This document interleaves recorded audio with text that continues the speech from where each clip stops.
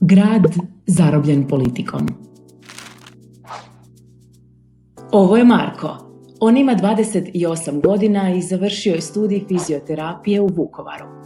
On je Vukovarac, no kako ne uspijeva naći posao, razmišlja hoće li otići ili ostati u svome gradu. U ruke mu dospije FES-ova publikacija o zadovoljstvu građana životom u Vukovaru. Rezultati studije pokazuju točno ono što i Marko vidi.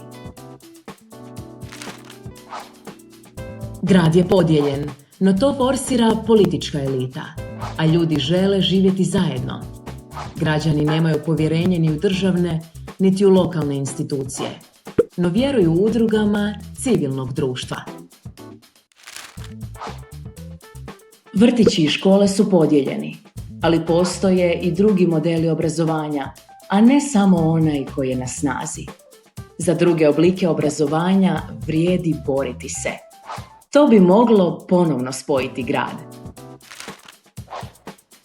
Za Marka, prednosti života u Vukovaru su lijep okoliš, te blizina svih sadržaja. Trgovina, raznih službi, škola, udruga u kojoj volontira. Veličina grada je baš po mjeri čovjeka. Blizina Dunava mu je važna, jer Marko voli trčati i pecati i svaki dan puni baterije na Dunavu.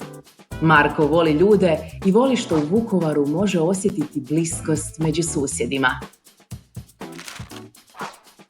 Marko je pričao s prijateljima i susjedima o rezultatima studije. S njima zajedno odlučio je zalagati se za bolji život svih građana. Marko želi da Vukovar i drugi ljudi vide kroz njegove prirodne ljepote. Želi da Vukovar bude turistički biser na Dunavu. On želi da prošlost ne opterećuje, nego daje vjetar u leđa kako bi se gradila perspektivnija budućnost. Za Marka i njegovu buduću obitelj.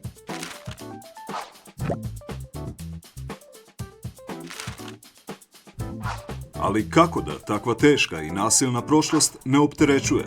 Kako se uopće tako nešto može zaboraviti? Čak i kada bi se naredio zaborav. Kako da sjećanje ne budi mržnju, krivnju i želju za osvetom?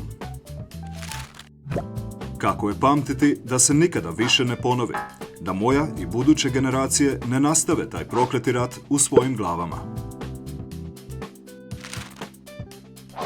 Što da radimo da se svega toga oslobodimo? Kako da uopće počnemo razgovarati ako mislimo da jedni druge ne trebamo? Možda je upravo to najveća pogreška. Ljudi nisu otoci. Treba se prisjetiti što nas spaja i zašto ostajemo ovdje unatoč svemu i nastaviti dalje unatoč svemu.